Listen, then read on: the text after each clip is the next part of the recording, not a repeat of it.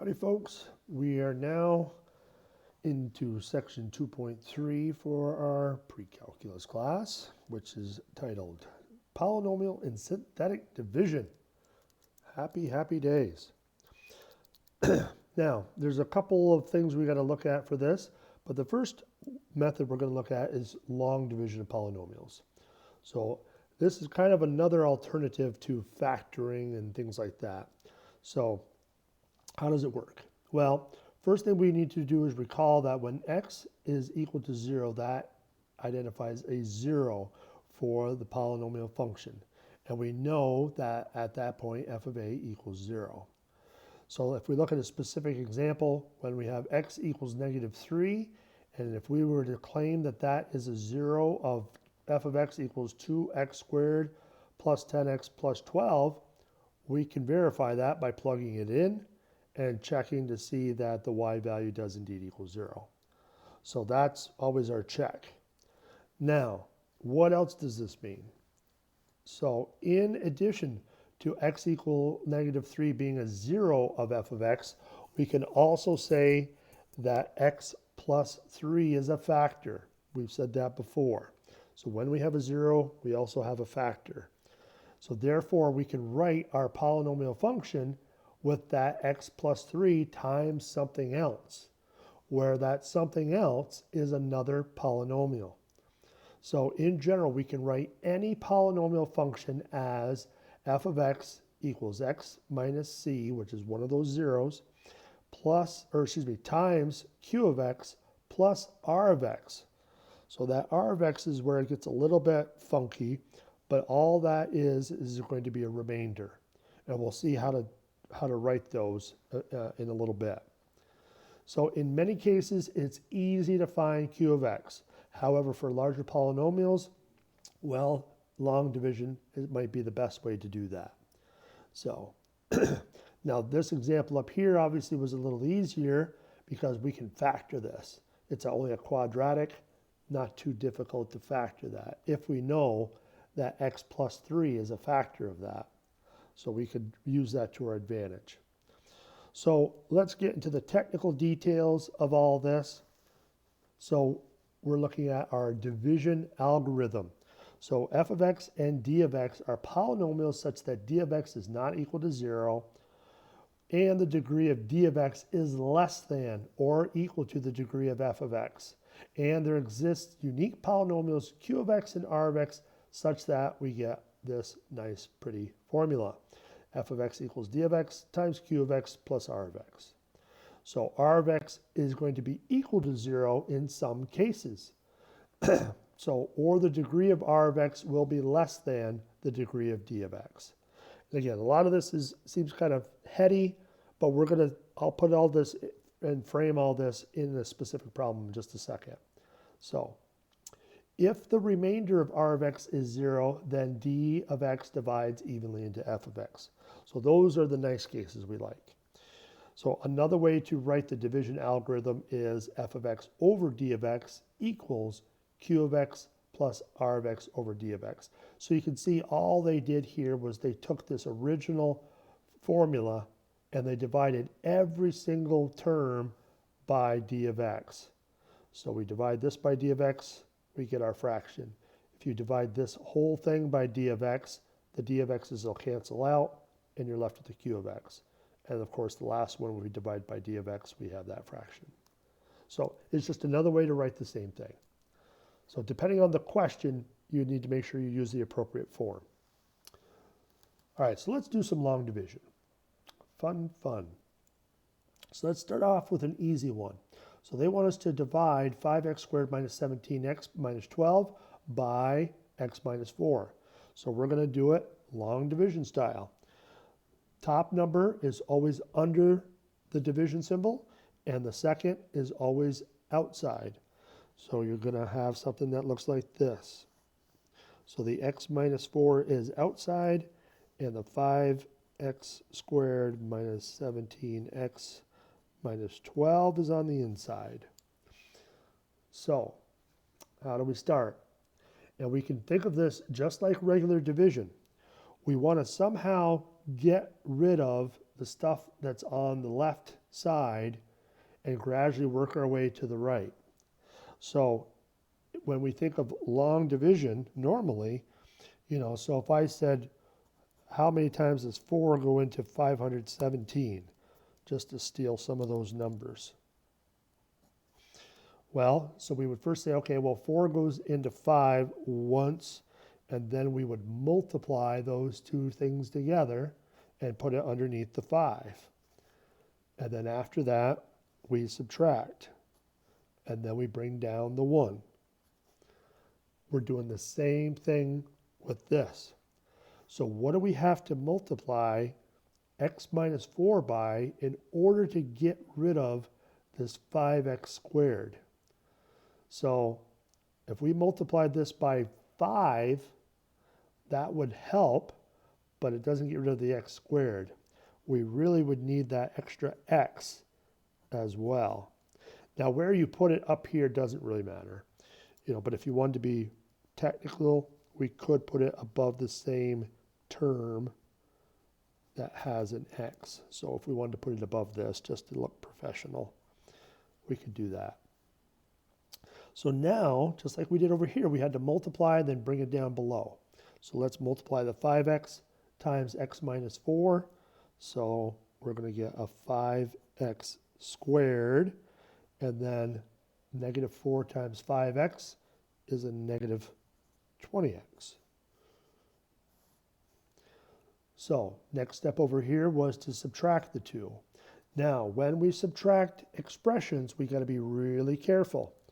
So the way to be really careful is to wrap this in parentheses and then put your subtraction in front. Now, because of that, we got to be careful about the signs. So if we distributed this negative sign in, we have a negative 5x squared, which is going to cancel out with the positive 5x squared up above. But when we distribute it to the second term, this changes to a positive 20x. So positive 20x and a negative 17x is a positive 3x. You got to be very careful with that. It's very easy to just want to add those together and get a negative 37. And that's not going to help, negative 37x. But because we distributed that negative, it changes it to a plus. So be careful. So what did we do after we subtracted? We brought down the next number. Same thing here. We want to bring down the next term, which would be a minus 12x. Or excuse me, minus 12. And now we repeat. What do we have to multiply x minus 4 by to cancel out the 3x? We don't care so much about the minus 12. We always care about the number furthest, or the term furthest to the left. That's what we're trying to cancel out. So if we multiply this by a positive 3, that should do it. So 3 times x minus 4, we'll get a 3x. 3 times a negative 4 is a negative 12. And you can see now when we subtract these, all the signs change and everything cancels out. So we end up with 0. So the way this is written, they want just the quotient related to that. So all we need is the q of x, which is our 5x plus 3. Done. All right, let's try a couple more just to make sure we have this down. All right, let me get centered here. So same as before. First polynomial is on the inside, second one's on the outside. So we got 4x minus 5, 4x cubed plus 7x squared minus 11x minus 5. All right, so what should we multiply 4x minus 5 in order to get rid of this 4x cubed? The 4 is nice, but our power is not high enough. So we need a couple of x's. So if we multiply by x squared, that's going to give us our 4x cubed. So we multiply x squared times a minus 5 And so there is our product.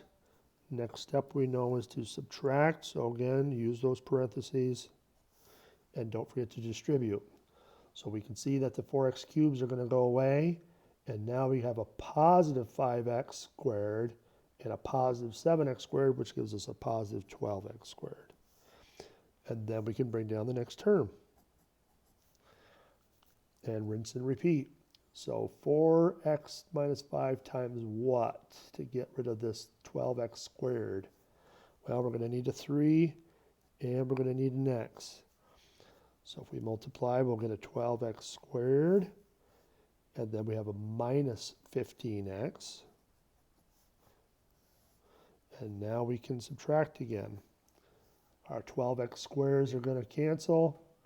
We have a positive 15x and a minus 11x, so that's going to give us a positive 4x.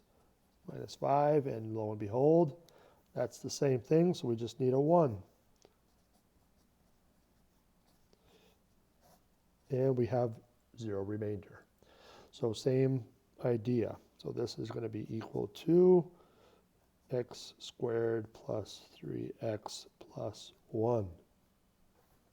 And there you can see it. All right, let's try one that's a little bit trickier, that maybe doesn't have a 0 remainder. So for this one, we got x plus 2 on the outside and 7x plus 3 on the inside. Well, not a lot to this one, so we need to get rid of that 7x, so we already have the x, so we just need a 7. So if we multiply by 7, we get a 7x plus 14. Let's subtract. 7x's are going to cancel. We have a minus 14 and a positive 3. Looks like a negative 11. So how should we write this? Now that we have this remainder, we have to make sure we write remainders correctly. So let's go back to our example from before. So we had 4 going into 517. Let's do the whole shot. So this is going to be a 1, 4, subtract, bring down, 2, 8, 37, 9, 36, and 1. So how do we write remainders in this case? And probably the best way to think of it is like fractions. So when we did this division, technically we were dealing with an improper fraction. This is technically 517 over 4. If we wanted to write that as a mixed number, we'd have to divide like we just did here. So the whole number piece is 129. And then what's left over? What's the fractional amount that's left over? And it's going to be the remainder down here over what we divided into it. So this is going to be 129 and 1/4. It's the same idea up here. We're going to put this over this. So we could say this is equal to 7 and, let me scroll down, 7 and negative 11 over x plus 2. So you're always going to be writing that remainder as a fraction. Whatever you get down here over whatever you have that you're dividing into it. So, okay, that one was a little bit nicer because the numbers were fairly small, but let's try one that's really kind of challenging. So this last one, and then we'll come to a close for this video. X to the 4th plus 3x squared plus 1 divided by x squared minus 2x plus 3. So same as before. Second one's on the outside. And the other one, first one's on the inside.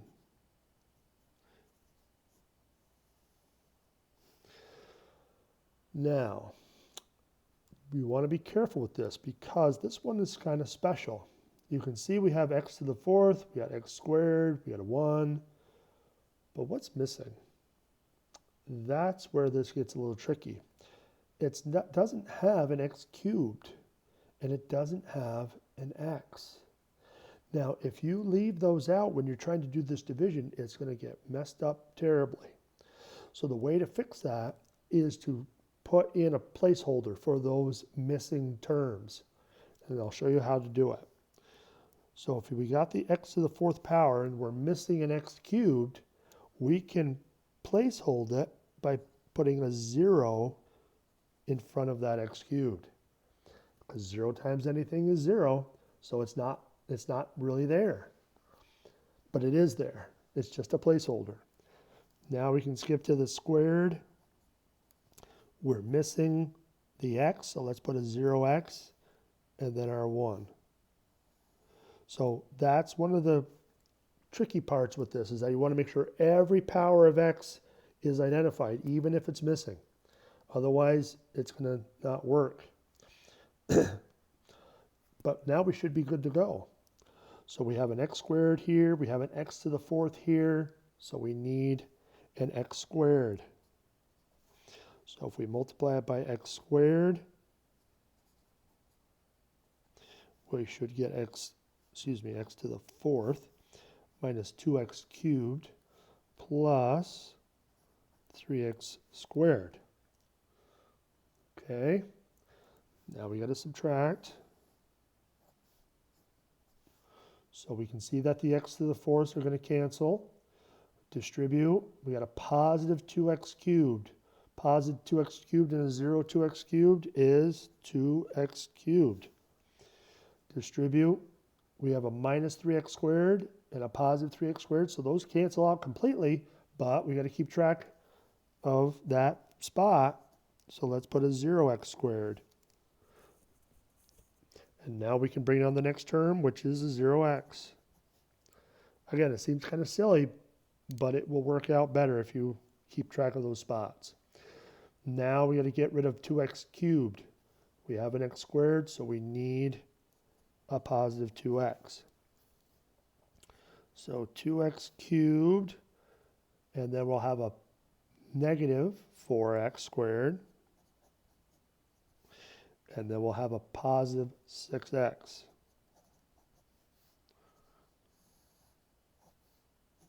So if we subtract those now, 2x cubes are gone. Positive 4x squared and a 0 gives us a positive 4x squared. A negative 6x and a 0 is a minus 6x. And then we can bring down the 1. Okay. So we got an x squared and x squared, so that's good. So we just need the 4. So we should have a 4x squared minus 8x and then a plus 12. Now we can subtract. 4x squares are gone. Positive 8x and a minus 6x is a positive 2x. Minus 12 and a positive 1 is minus 11. Now, one of the things that we kind of glanced over on the previous page was as far as how these different pieces should relate to each other. So let's just kind of go back for a quick second, take a look. So some of the things that they said in here was that we got d of x is less than or equal to the degree of f. So in this case, what are we dividing into it? Has to be a lesser power. So in this case here, you know, x minus 4 is of a lesser degree than what it's dividing into. So that's usually always the case. But it could be equal to it. In some cases, it might be equal to it, but typically it's less than. All right, q of x and rx, okay, so we have that. And now rx could be equal to 0, or it has to be less than the degree of d of x. So looking at our problem from before, so this is our r. This is less of a lesser degree than what we were dividing in. So that's always got to be the case. So basically we couldn't have stopped on this step here, because the power of this is the same as the power of that. We have to keep going until it gets below that power. We're not done. So, but now because it's less, we are done. So we have the quotient. So this is our Q of x. This is our D of x. And this is our R of x. So we already have that part. So now we just have to add. I'll put it all down here. So we got x squared plus 2x plus 4 plus our remainder. Let me shift up a little bit. So again, we put R of x over D of x. So 2x minus 11 all over x squared minus 2x plus 3. And so that would be our answer. A lot of layers to this and a lot of little things that you can do wrong, especially with those minuses and subtractions. So just be really careful with that, and we'll see more of how we might be able to do this a little easier in the next video. Stay tuned.